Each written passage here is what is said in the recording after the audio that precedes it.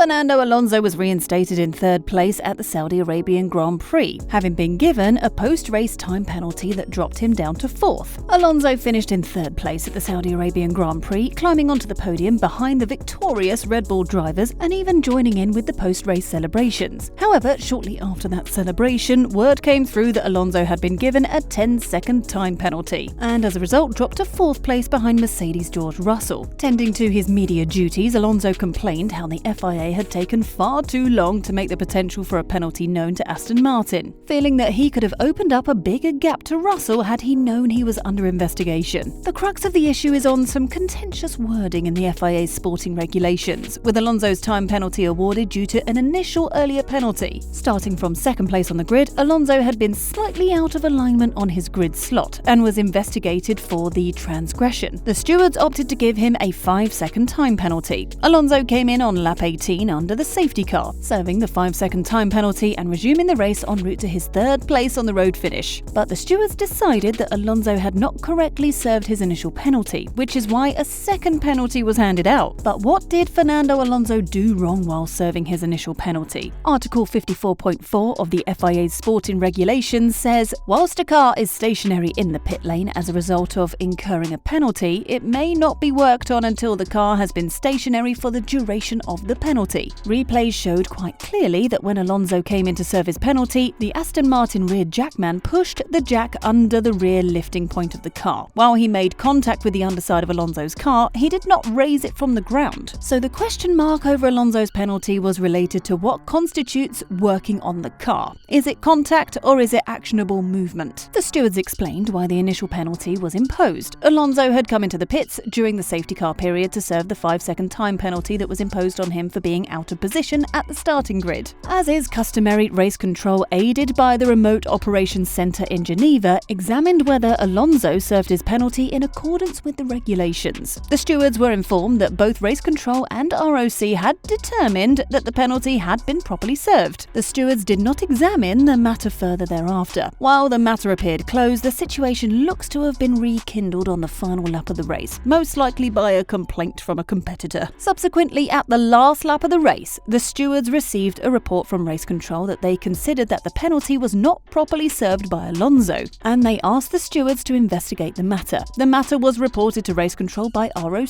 said the FIA. The stewards were shown video evidence of how Alonso served the penalty by the race director and the sporting director. They stated that what was agreed at the sporting advisory committee meetings with the teams was that no part of the car could be touched while a penalty was being served, as this would constitute working on the car. In this case, it was clear that the car was touched by the rear jack. Based on the representation made to the stewards that there was an agreed position that touching the car would amount to working on the car, the stewards decided to impose a penalty. Given that they felt Alonso had served his time penalty correctly, Aston Martin lodged a petition for review under Article 14.1.1 of the International Sporting Code, or the ISC, which allows for review of stewards' decisions provided a significant and relevant new element is discovered, which was unavailable to the parties seeking the review at the time of the decision concerned. The stewards who have given a ruling, or failing this, those designated by the FIA. The FIA have outlined how the stewards were shown video evidence of 7 different instances where cars serving penalties were touched by a jack without being penalised. Reviewing the evidence presented by Aston Martin, the stewards have decided that there is no clear agreement that can be relied upon to determine whether all parties had agreed that a car being touched by a jack would be considered working on the car. As a result, the stewards opted to overturn the 10-second time penalty imposed on Alonso, reinstating him to third place. As might be expected from such a situation, the FIA have confirmed a further SAC meeting that will be held before the Australian Grand Prix in order to clarify the definition of working on the car. Mercedes' George Russell was the other driver caught up in the drama, being promoted to third before then moving back to fourth, and he thought the punishment for Alonso was harsh. "I think it was very harsh what happened to Fernando," said Russell in the post-race press conference, invited there as a podium finisher while Aston was still in the process of lodging its ultimately successful right of review request to get the penalty rescinded. "In all honesty, I feel like some of these penalties have been a little bit too extreme. What we've seen this weekend for some drivers that we saw in qualifying yesterday and for what happened to Fernando." Russell is the sole director of the F1 Driver Union Grand Prix Drivers Association, actively on the grid right now, following the retirement of Sebastian Vettel last year. He went on to reference referenced the fact that drivers had an extra guideline related to the painted area between the pit entry and the track this weekend in the race director's notes, prohibiting the crossing by any part of the tyre in any direction of said area. 4 drivers fell foul of that on their flying laps in qualifying, and for Williams rookie Logan Sargent, it proved the difference between making it to the second qualifying segment and placing last on the grid. I understand why these rules are there. At the end of the day, we've got to stick within the guidelines. I think a little bit of common sense needs to be shown, Russell said when asked further on Alonso's penalties. I think he was a bit to the left at the start, was that right? You know, he gained nothing from this. Perhaps 5 seconds is too much. And then with regards to his pit stop again, I don't know what happened and why he received a further penalty exactly, but 10 seconds is too extreme in that case, again. So yeah, not so sure. It's just making it a little bit, I guess, frustrating for everybody. There's a lot of conversations going on this weekend about which lines you could touch, which lines you couldn't touch, especially at the pit exit and on the pit entry. And in qualifying yesterday, we saw a number of cars get their laps deleted for touching a bit of the red paint near the pit entry. I just thought that was a little bit senseless, really. So I think we all need to come together and just find a common sense ground. The incident could and should have probably left a lot more egg on the face of Formula One with the confusion and backtracking over their own rules. However, they are fortunate that both Fernando Alonso and George Russell remained so calm about the incident. Both men at different periods lost the podium position, which could prove costly for both as the season progresses. Fernando Alonso says he feels sorry for George Russell and Mercedes that they didn't get to celebrate the Saudi Arabian Grand Prix podium they inherited from his penalty, but is also sure that he still would have beaten Russell if he'd been told of the penalty by the FIA in time. Alonso had earlier told Sky that it was a poor show by the FIA and insisted that as he had been able to celebrate on the podium, he hadn't lost anything that really mattered, so sympathy should be directed elsewhere. I think today is not good for the fans, Alonso said. The podium would have been Alonso's 100th in F1, but when asked by the race if losing that milestone in such a way felt unfair, he again redirected the sympathy to another party. No, it's not fair for George because I guess the Mercedes sponsors would love to be on the podium, he said. In elaborating on his desire for more leniency in terms of grid position in particular, Russell pointed out that the visibility in modern F1 cars is still such that drivers struggle to see the white lines demarcating the grid box and the yellow line used as a point of reference for front tyre placement. It's incredibly difficult. We're sat so low and we only see probably the top 4 or 5 inches of the tyre, he said, so you can't actually see the ground itself. We've got these big, long yellow lines pointed out where to stop. I can't even see the yellow line, let alone the white lines determining your lateral position. It's really tough. So that's why I think in this regard, we need to show a bit more common sense. The Red Bull pair of Max Verstappen and Sergio Perez joining Russell in the post-race press conference had some sympathy for the argument. Verstappen said it would look really silly if people started to take advantage of going really left and right on the grid. I don't know what we can do better, but conceded the visibility is really poor in the car. Alonso, for his part, took responsibility for the mistake and acknowledged, "I need to pay more attention," but also said it was curious that 2 drivers have fallen foul of grid position rules in 2 races in 2023, with former teammate Esteban Ocon of Alpine having been penalised in Bahrain. So, if you're looking for more F1 news, check out our video on Mercedes preparing to copy Red Bull after the Saudi Arabian Grand Prix. Thank you for watching. If you like the video, please consider liking and subscribing to the channel, and don't forget to click the bell button to be notified of future videos.